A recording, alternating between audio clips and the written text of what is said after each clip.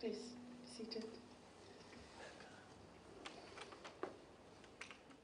Your Excellency, the Japanese Ambassador to Fiji, Permanent Secretaries, the representatives of the 4 schools, Bulawinak, and a very good morning to you all. We are very, very grateful to the Japanese government for this contribution to the Adopt a School program. As Your Excellency has highlighted, the devastation caused by Cyclone Winston was unprecedented. Unprecedented both in terms of the loss of lives, we lost 44 Fijians, and unprecedented in respect of the number of homes that were damaged and also the number of schools and other public buildings that were damaged. Government has allocated in excess of more than $200 million towards the entire rehabilitation program, of which a little over $130 million has been allocated for the rebuild of schools. So your contribution, the Japanese government and the Japanese people's contribution towards this rebuild effort is very much appreciated. As Your Excellency, we are also very glad to hear that the Japanese government is very keen on providing assistance to our educational sector in Fiji.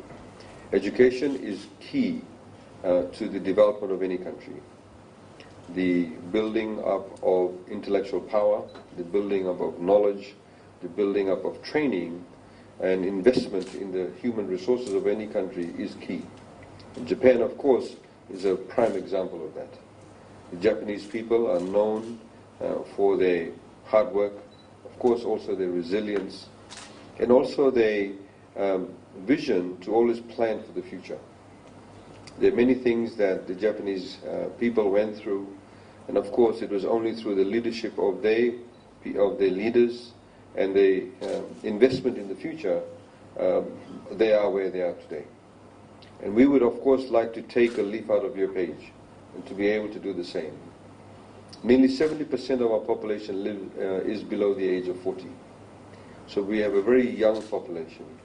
It is therefore very critical that in order to sustain our economy, to be able to ensure that our economy does well, the sustained livelihoods of people improve, and it's actually sustained over a period of time, and to improve the quality of life overall of all Fijians, education is pivotal to that. So your contribution today is very much appreciated. We look forward to working with you in other projects also, Your Excellency. I do not want to make necessarily a long speech, but I would like to also highlight today in general that the tender process for the rebuild effort for the schools has been extremely rigorous. And I would also like to invite you, Your Excellency, to visit the situation room that has been created in the Ministry of Economy. You will see the entire map of Fiji, where all the rebuild efforts are taking place. You'll also see an update, a progressive update on when tenders have been called, when they have been awarded, when construction has started. And we're also happy to say that only a few schools are left in respect of the tendering process. Most of the school rebuild efforts have already commenced, or all the tenders have been awarded.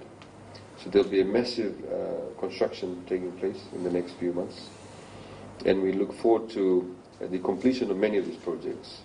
I'd also like to highlight that many of the schools that are being rebuilt, the rebuild phase or the rebuild efforts are very much premised on the idea of building back better.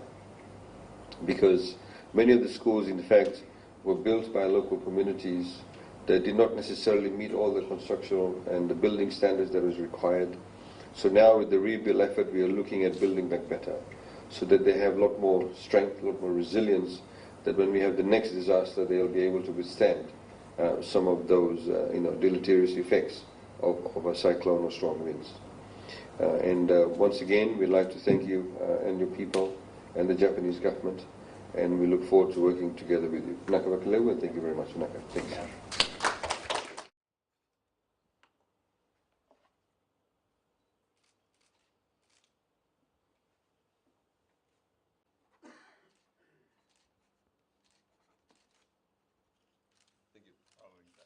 Thank you very much.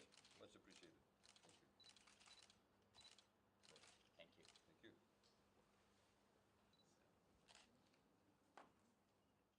Staff course and all. So there was no holding down, there was no structural certifications, and the building was done.